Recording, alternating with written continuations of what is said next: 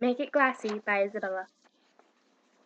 Glass was said to have first started in Persia about 3,000 years ago. Glass was made especially in Baghdad. Glassmaking had the efforts of several people, not just one. They were called craftsmen, glassworkers, artisans, or glass blowers. The gaffer was the lead of the team. The Chinese had no tradition of glassworking. There are many ways to make glass, a very old and unique art that is said to have started in Persia about 3,000 years ago.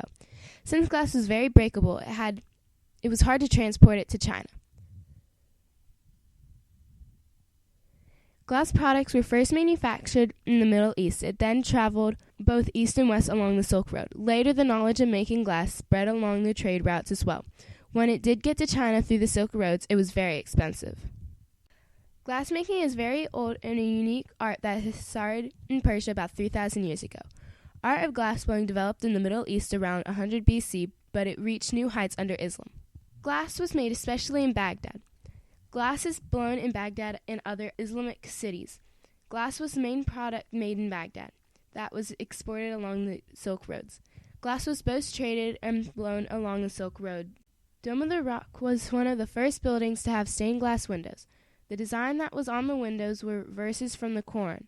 It had 16 verses because it had 16 windows.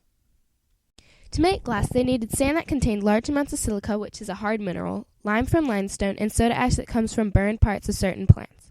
Once they had these three ingredients, they would mix them together and heat the furnace to about 2,500 degrees Fahrenheit to melt the ingredients. Once they had placed the mixture into the furnace, they would lower the temperature to a desired amount to craft certain glass creations. Once the glass was molten, they took a blowpipe to blow into the molten glass to form a bubble.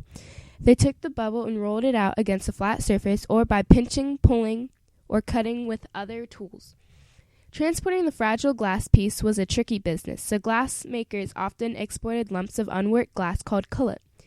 After the shipment, the lumps of glass were reheated and blown or fashioned into jewelry. Glass was treated as the rarest of jewels because it could catch the light. Glass is considered a luxury good because it was labor-intense to craft. Glassmakers put a lot of time and effort into blowing glass. Glass was relatively light. Although it was heavier than silk or other cloths, it served as a different purpose and could still be transported in considerably large quantities.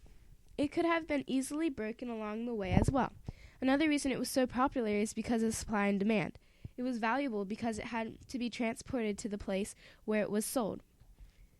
It can flash crystal clear or sparkle with color. When it was molten hot, it can be shaped as no other material can. It would be shaped with a simple puff of air. This is called glass blowing.